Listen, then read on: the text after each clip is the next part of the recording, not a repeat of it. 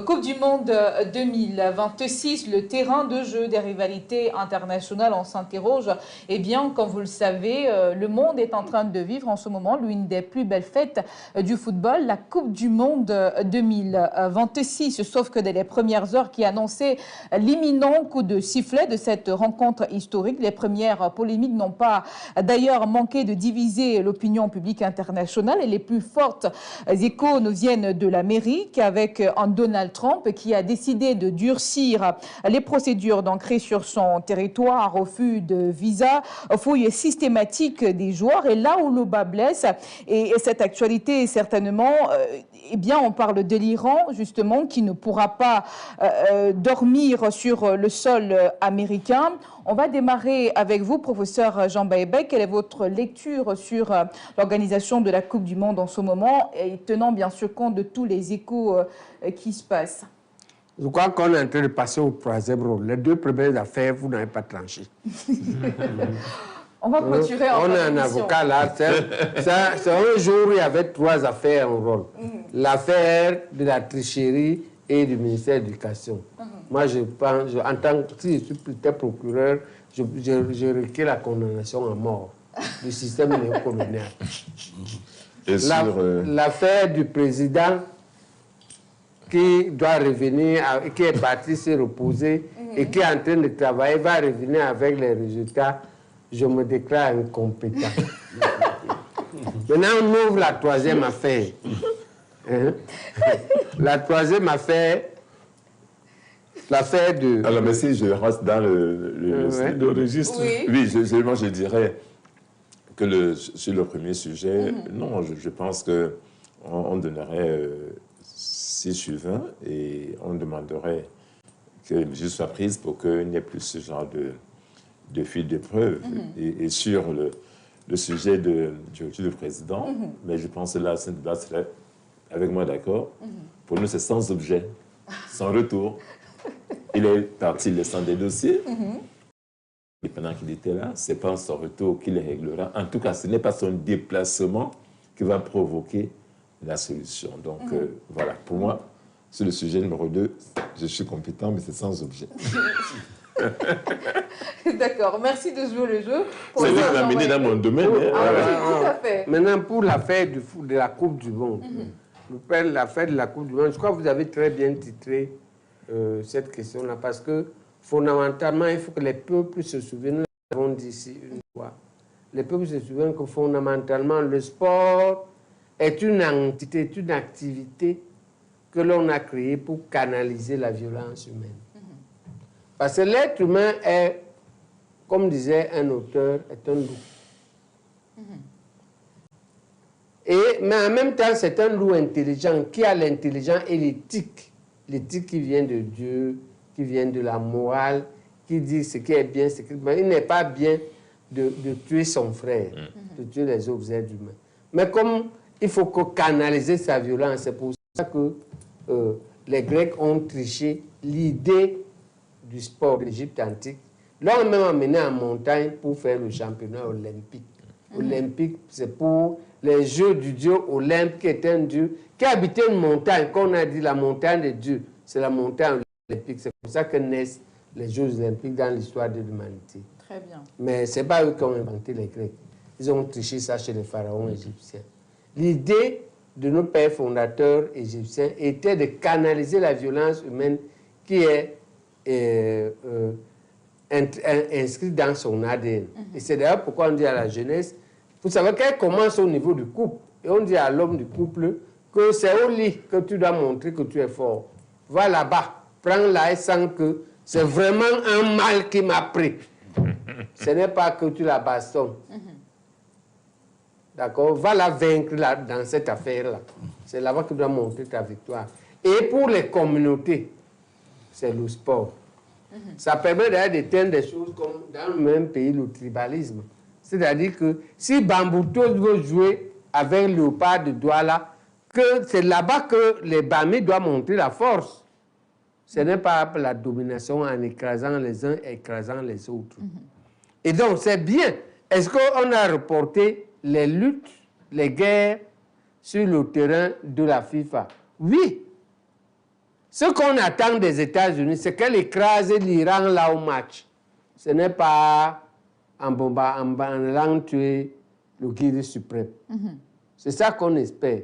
Si les êtres humains, en réalité, les êtres humains sont en panne de la pensée, l'une de nos luttes prochaines luttes va être peut-être de réfléchir pour trouver la solution pour augmenter le nombre de penseurs, encourager les penseurs à écrire, encourager le monde à éduquer en particulier les leaders, qui comprennent que s'il n'y a plus de violence, il n'y a plus de volonté de puissance, l'homme va s'affaiblir. Et il faut cadrer la volonté de puissance de Nietzsche, il faut l'amener vers le sport, et c'est là-bas qu'on montre sa puissance. Ce n'est pas en tuant les êtres humains avec les armes à feu. Donc vous avez très bien choisi, c'est un thème fondamental de l'humanité en réalité. C'est-à-dire qu'on doit éduquer aux Américains. Quelqu'un ne doit pas arriver président des États-Unis et il pense que c'est normal d'aller tuer le président d'un autre pays, quel que soit le nom, guide suprême, ayatollah, président, premier ministre, tu ne dois pas aller le tuer. D'accord. Tu ne dois pas aller bombarder le pays. Le pays aussi, au lieu de développer les armes nucléaires, améliore le niveau de vie. D'accord. On doit pouvoir quitter ce genre d'activité des États et on doit développer le sport. C'est bien que le sport se développe, que les êtres humains s'affrontent à travers le sport, dans l'esprit du sport. Parce que la guerre n'a pas d'arbitre, par exemple. Mais le sport, lui, a toujours un arbitre. La guerre a un règlement, mais il n'y a pas d'arbitre. C'est le plus fort que l'arbitre, celui qui va décider comment ça se termine. D'accord. D'accord. C'est l'activité violente la plus sauvage, la plus humaine, à mon avis, de l'humanité. Sous réserve des philosophes qui vont bien penser de façon plus élaborée que moi. Très bien. Ouais. Merci, professeur Jean Baebek. Maître Sim, comme je le disais, que là où le bas blesse, c'est certainement la situation de l'Iran, qui n'est pas donc autorisé à dormir sur le territoire américain. Quand on sait aujourd'hui, on l'a appris sur les chaînes internationales, que Donald Trump est en pourparlers en ce moment avec les leaders iraniens dans le but de signer un cessez-le-feu. Mais en attendant, on a quand même l'impression que cette Coupe du Monde, que les considérations politiques ont pris le dessus sur l'objectif premier du football, qui est de rassembler les nations. Je dois dire que tout à l'heure, quand vous présentiez ces thèmes, vous avez dit une belle fête. Non, on n'est plus dans une fête en 2026. La Coupe du Monde n'est plus une fête, malheureusement. Cela a été en Afrique du Sud. On a eu une belle fête quand la Coupe du Monde a eu lieu là-bas. On a vu une belle fête en France. On a vu une belle fête. Même en Russie, c'était très beau, la Coupe du Monde en Russie. 2026, qu'est-ce qu'on a? On a un président d'un pays qui a décidé, avec un président de la FIFA, de faire que le football ne soit à la fin qu'une affaire d'argent. C'est de l'argent. On augmente le nombre d'équipes à 48 pour une Coupe du Monde. Conclusion, vous verrez qu'il y aura des matchs qui n'auront pas un grand intérêt pour une Coupe du Monde. Donc on pourrait même faire mieux, on dit on fait une Coupe du Monde, les 200 pays du monde viennent jouer un jour. C'était mieux comme ça. Donc il y a trop de pays et le niveau ne sera pas forcément bon, en tout cas au premier tour. Après, ça va s'améliorer. C'est une Coupe du Monde d'argent. Les gens ne peuvent pas aller voir leurs équipes jouer. C'est grave. Il n'y a pas de visa. Et la FIFA a permis que cela se passe comme ça. C'est-à-dire qu'on décide que quelques personnes privilégiées, originaires de certains pays seulement, iront à la Coupe du Monde. C'est pour moi la négation même de la fête du football. On va jusqu'à fouiller jusqu'aux footballeurs, les joueurs, on leur refuse des visas. Mais ce sont des passagers comme tout le monde, ils doivent être fouillés. Non, pas comme tout le monde. Non. Quand on va à la Coupe du Monde, on a un statut diplomatique, c'est très différent. Parce qu'on sait que ces gens arrivent, que l'équipe du Cameroun, qui va à la Coupe du Monde en 2026, aura 26 joueurs. Leurs noms sont connus. Le président des fédérations sera là. Il y aura tel entraîneur. C'est connu. Donc, quand ils arrivent, ils ont un statut particulier. Ils passent sans être fouillés comme le passager lambda. Très bien. Un arbitre, la FIFA décide que, pour nous, le meilleur arbitre africain, c'est un Somalien. J'oublie son nom. Et puis, Omar, et puis un président dit, ce type, parce que les Somaliens ne viennent pas arbitrer le football dans mon pays. Bon, c'est la Coupe du monde de football. Voyez-vous, je suis très malheureux de voir ce qui se passe cette année. Pour moi, honnêtement, ce ne sera pas la fête qu'on aurait attendue, qu'on a souvent eu ailleurs. Quand les gens vont à la Coupe du monde, c'est pour qu'on vienne les supporter, c'est pour que tout le monde puisse être là. C'est la fête de l'unité du monde. Et c'est là, précisément, comme dit le président Lévesque, où on laisse la puissance économique, la puissance nucléaire et tout cela pour dire, on se met entre nous, le meilleur va gagner parce qu'on aura joué à 11 contre 11 et que celui qui a été le plus fort, parfois le plus chanceux aussi, aura gagné. Mais c'est pas ce qu'on va vivre aux États-Unis. Mais est-ce que Donald Trump n'a pas raison aujourd'hui de protéger aussi son territoire? Non, il devait dire qu'il prend la Coupe du monde de football. C'était très simple. Madame, écoutez, on ne peut pas me dire que EMH... il n'a pas l'éducation.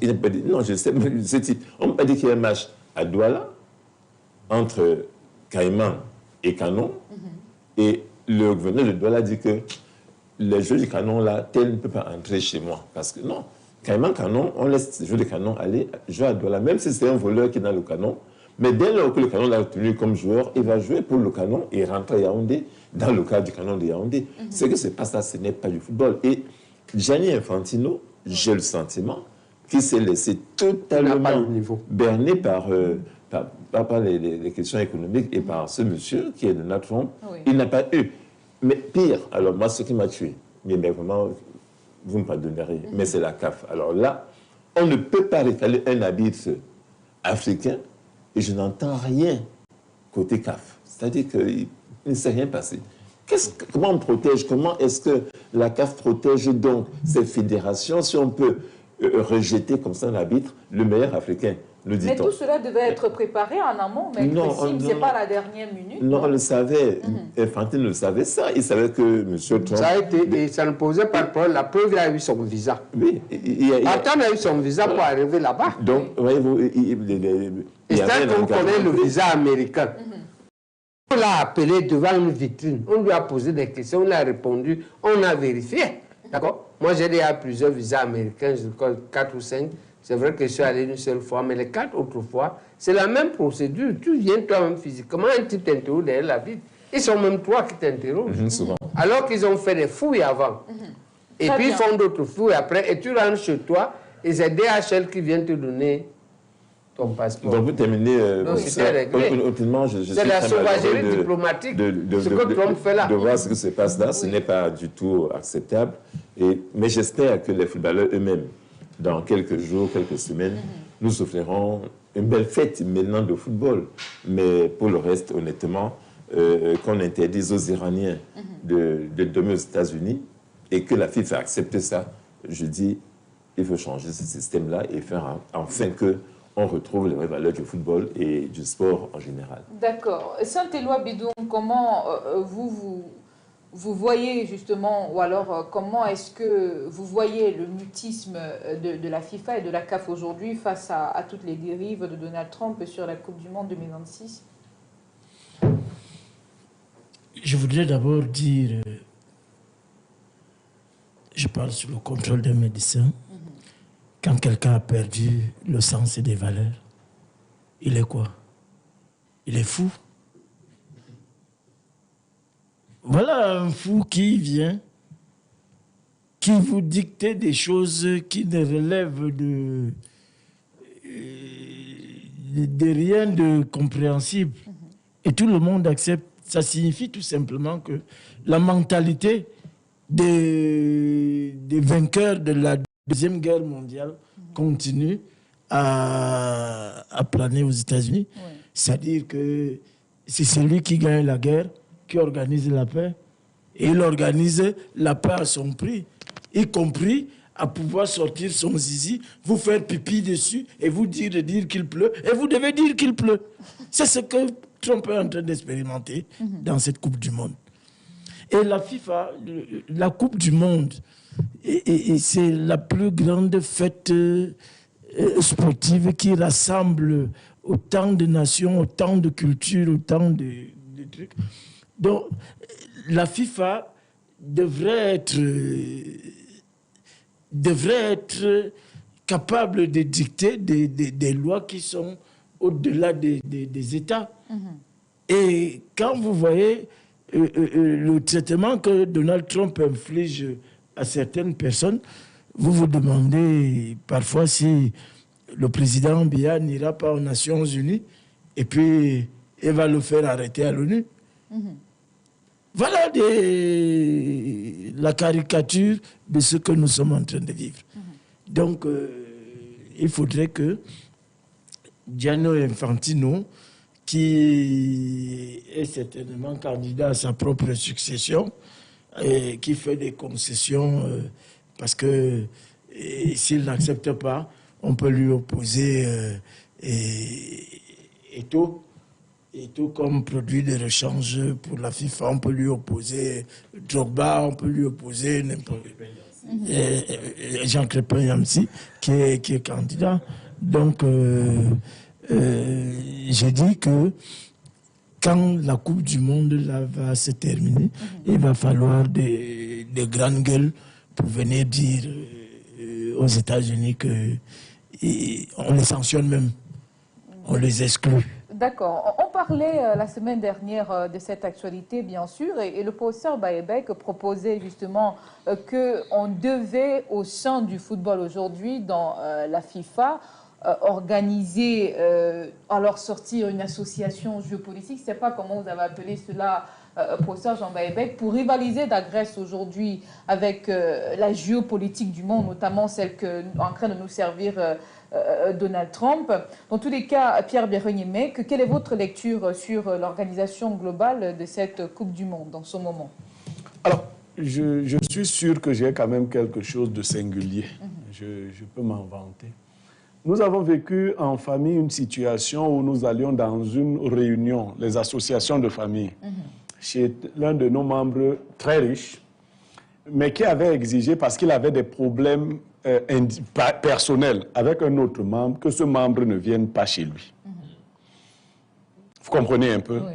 Et la réunion, parce que nous allions chez un membre riche, les gens avaient commencé à dire à celui-là, bon, à la réunion du bureau, que non, il y avait deux camps. Il y avait un camp qui disait que bon, on ne va pas rater la réunion. Bon, si tu ne vas pas chez lui, lui aussi ne vient pas souvent chez toi, ainsi de suite. Alors, j'étais dans un camp réduit, mais de 3 personnes très têtues. Nous avions envoyé, je leur ai dit, si ce membre ne... La maison de la réunion, c'est la maison de la réunion. Ce n'est pas ta maison pendant que nous y sommes. C'est la maison de la réunion. Si tu ne reçois pas un tel membre pour vos problèmes individuels, nous ne venons pas chez toi. Personne ne vient chez toi, c'est un point, c'est tout. J'aime vous dire que mon oncle en question, je n'étais rien, hein, c'était un haut magistrat. Non, vraiment, tous ceux qui attendaient des faveurs de lui commençaient à nous expliquer que non, vraiment, on ne peut pas... Je leur ai dit, il n'y aura pas de réunion chez lui. Si c'est lui qui choisit les personnes qui doivent venir. Finalement, on l'a plié. On est venu à la réunion chez lui. Et vous savez ce qu'on lui a fait de bien là-bas? On l'a engueulé devant ses enfants. Parce que nous nous engueulons dans notre réunion. Lui, il engueulait souvent les gens chez eux.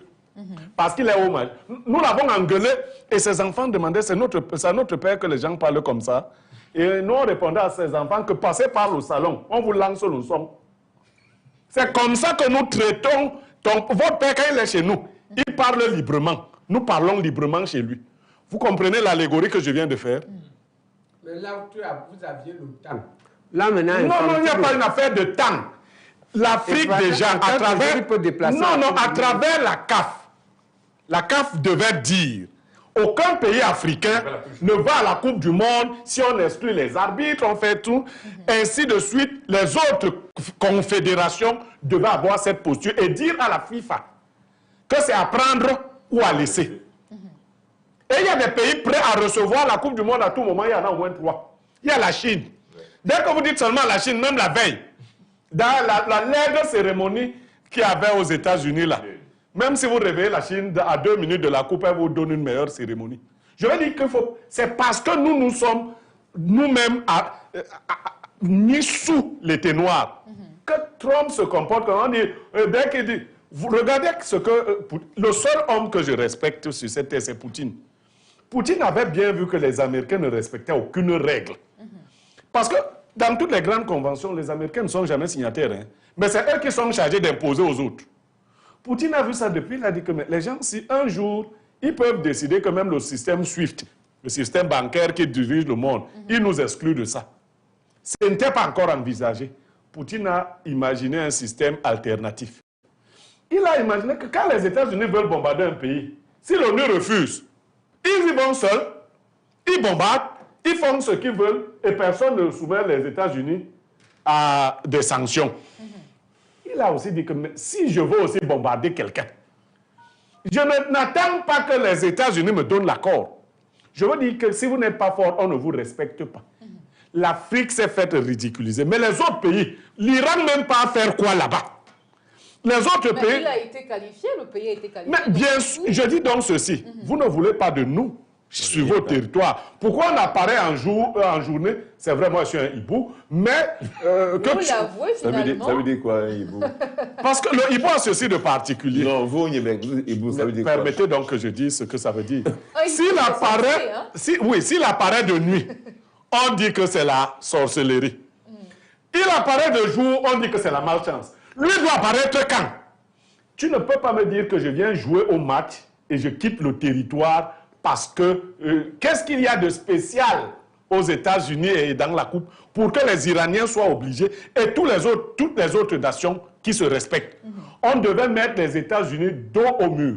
Et donc, comme Infantino est donc dans le système mondial de l'argent, du capitalisme, il s'en fout. Donc, si c'était un petit pays qui avait osé dire ça, il serait exclu de la FIFA. Hein? On aurait trouvé tout de suite son remplaçant.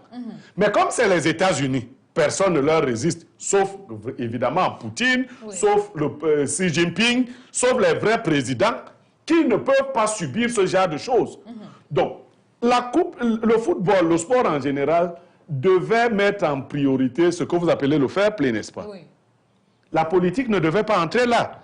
Est-ce que vous ne dites pas souvent que la politique... On dit seulement ici que le gouvernement n'a pas le droit de nommer un président de la fédération, non? N'a pas le droit de nommer un entraîneur, non? Ici au Cameroun. Mais Trump a le droit au niveau de la Coupe du Monde d'exclure des arbitres, des pays. Donc, en fait, c'est géré au niveau de l'État qui dit qui vient et qui ne vient pas. Et la FIFA est donc un sous-fifre. Et les autres États, Monsepe, vous parlez des pays, des âges corrompus. Monsepe est né en 62, ça les corrompu. Je dis que c'est genre de votre époque, je reviens là. Voilà Monsepe qui baigne dans tout ça, ne défend pas l'Afrique, ne défend aucune valeur. On renvoie les gens, on traite des gens. Ce traitement dévalorisant devait faire en sorte que l'équipe américaine et la fédération américaine subissent des sanctions directes de la FIFA. Mais peut-être ça va intervenir après la... Non, ça n'a pas à intervenir après. Parce que je vais vous dire que des sanctions, on a frappé le Cameroun lors de l'organisation de la Coupe d'Afrique, simplement par rapport à ce qui a eu lieu à Olimbe.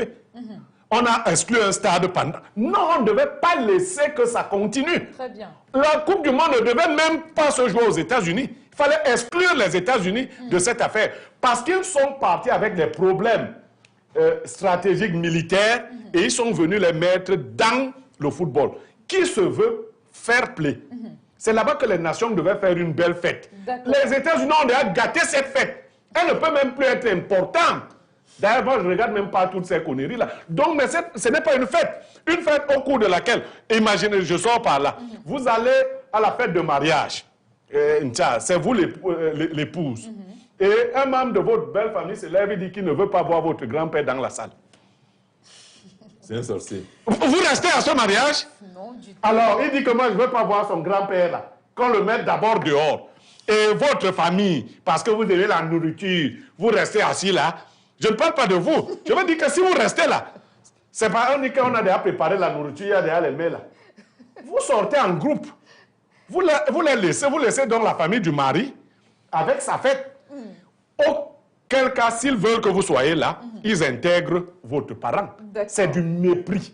Bonsoir Madame Claudia, votre thème est très bien formulé car cette Coupe du Monde met en relief le rapport de force qui régit justement les réalités entre les peuples car tout est politique et Donald Trump surfe bien sûr sur cette vague. Malheureusement, j'ai l'impression qu'il n'y a que l'Afrique noire qui croit que le football n'est qu'un sport ludique et ses agissements sont le corollaire de ce détachement. En revanche, la FIFA a montré son vrai visage car à mon sens, elle est devenue au fil du temps un outil de chantage et de pression des puissances sur des grandes puissances sur les faibles.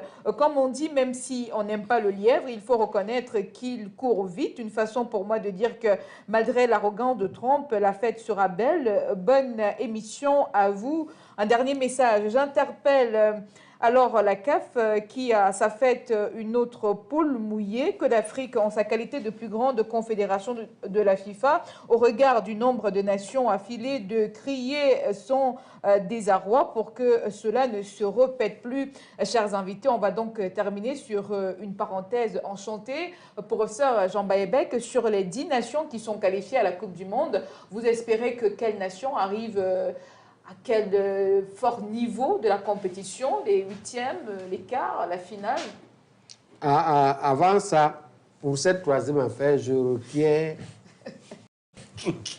la condamnation de la CAF à protester à la FIFA le retour à la maison de Omar Hartan. D'exiger le déménagement du Sénégal pour avoir humilié les Sénégalais, avoir des fouilles injustifiables aux aéroports.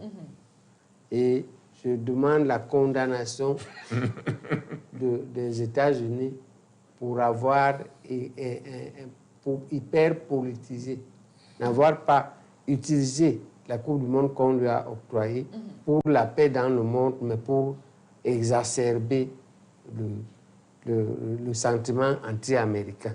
On peut contester ce verdict? On peut lui dire qu'on n'est pas d'accord, on conteste ça. On doit lui dire que son comportement par rapport à Omar Hartan et par rapport au Sénégal, par rapport à l'Iran, est dégradant. Oui. On conteste ça. Ce n'est pas interdit.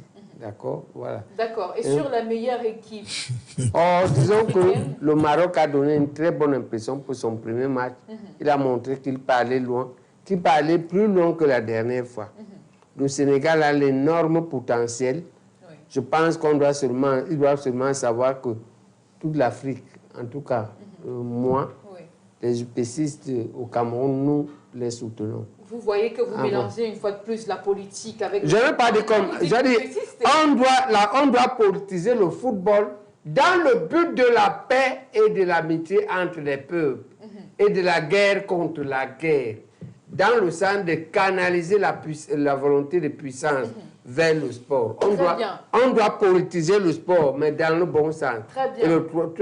Comme tu as demandé 3 équipes, la troisième équipe qui donne un espoir, c'est la Côte d'Ivoire. D'accord. C'est compris, professeur Maître Sim. Oui. Allez-y, sur les potentielles équipes qui pourraient aller plus loin dans cette compétition. Mais je pense qu'avec 48 équipes, on les pourra... équipes africaines, hein, Non, je veux dire, avec 48 équipes, globalement, et les poules qu'on a vues là, on pourra avoir 5-6 équipes africaines au moins en 16e, parce qu'au premier tour, on va repêcher 8 meilleurs 3e. Je pense qu'on a des chances d'avoir 4-5, même 6 pays africains qui vont au moins au second tour. Maintenant, dès le second tour, dès les 16e, tout peut arriver. D'accord. Mais comme un des professeurs, j'ai vu le Maroc jouer hier, c'était très bien et je pense qu'il a montré que sa demi-finale d'il y a 4 ans n'était pas usurpée. J'espère que les Camerounais, les Africains, je pense beaucoup à nous. Je suis malheureux qu'on n'y soit pas. Honnêtement, nous tous d'ailleurs, on a cette frustration qu'on ne soit pas là-bas, donc elle est compréhensible. Je dis les Camerounais, c'est un lapsus. Les Africains, j'espère, iront très loin. Moi, je les supporte tous en tout cas. D'accord. Saint-Éloi Bidou, en un mot? Quand quelqu'un s'érige en juge à prendre des décisions qui sont sans appel, à ne pas consulter, c'est quoi? C'est un dictateur. Cette culture-là, on la connaît plus en Afrique, mais pas aux États-Unis. Et Trump se comporte comme dirait un Ewondo, Emouraorolun, Akoro. Donc, il va falloir lui montrer qu'on est vraiment fâché, mais que c'est lui qui va partir. D'accord. Maintenant, pour ce qui est du football sur le terrain, le match du Maroc hier nous a permis d'avoir tous les espoirs possibles. Et je dis que le Maroc, le Sénégal, le Congo démocratique peuvent valablement nous représenter. Et imaginez un seul instant que le Cameroun eût été qualifié et que Donald Trump décidait qu'il n'aimerait pas voir les États-Unis subir les mêmes humiliations que le Brésil avait eu à subir face au Cameroun et décide que Vincent Aboubakar n'entre pas chez nous. Il y aurait eu quoi, des émeutes? Or, on a sorti les statistiques du meilleur but de toutes les coupes du monde confondues. C'est le but de Vincent Aboubakar contre le Brésil. Et on a publié. D'accord. Merci Saint-Éloi Bédon. Pas besoin de demander cela, vu que vous ne suivez pas la Coupe du Monde. Non, mais posez-moi la question parce qu'il y a eu trop de provocations. D'accord. Si même le Cameroun était parti à la Coupe du Monde, il n'y aurait pas eu Vincent Aboubakar. Ce n'est pas Donald Trump qui l'aurait enlevé. Vous l'aviez déjà enlevé ici. Donc, il ne faut vraiment même pas les provocations. Moi, pour rester... Voilà, votre Donald Trump d'ici l'avait déjà enlevé. Donc, moi, il y en a un ici. Oui, bien sûr. Comment il s'appelle? Tinga Donald Trump. Désormais, c'est Wada Donald Trump. Non, moi, je veux vous dire quelque chose. Je suis cohérent avec moi-même. Je ne regarde même pas les matchs de la Coupe du Monde. Je souhaitais que les pays africains soient solidaires de ceux qui ont subi le mépris américain. Donc maintenant, ceux qui se baladent là-bas, vous vous trompez. La Coupe du Monde, la FIFA, c'est la mafia organisée. Et ils ont déjà tous les résultats. Votre truc africain que vous faites souvent, vous n'êtes pas dans la mafia, vous croyez. On vous laisse aller là où on veut que vous arriviez pour vous permettre de rester dans le jeu. C'est ça. Donc l'Afrique peut faire ceci. Même ce que le Maroc a fait avait été programmé. Ah oui, ben, un jour vous découvrirez ce qu'il y a derrière. Donc, là où l'Afrique peut arriver, c'est là où le Maroc était arrivé pour le moment. Ils ne veulent pas encore prendre le risque de la finale parce qu'ils ont pris le risque d'envoyer le Sénégal dernièrement en finale en Coupe d'Afrique et ça s'est passé comme ils n'avaient pas prévu. C'est pour ça qu'ils ont décidé de donner au Maroc la Coupe du Monde d'Afrique sur tapis vert. Parce qu'il ne fallait pas que le roi se fâche. Donc là-bas en Coupe du Monde, vous n'aurez rien. Et le Maroc a d'abord la malédiction. Le Maroc a la malédiction d'avoir voulu voler la Coupe du Sénégal. Donc, il va même rentrer plus tôt que prévu. Voilà. Il y a beaucoup de rancune sur ce plateau.